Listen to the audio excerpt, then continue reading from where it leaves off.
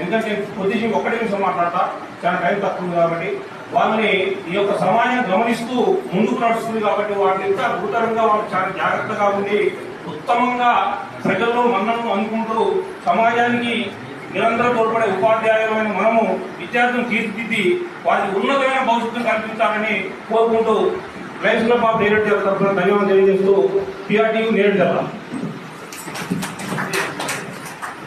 వారికి ధన్యవాదాలు. మరి ఈ పెన్షనర్ బిల్డింగ్ మరి సమావేశం బిల్డింగ్ పర్మిషన్ ఇచ్చినటువంటి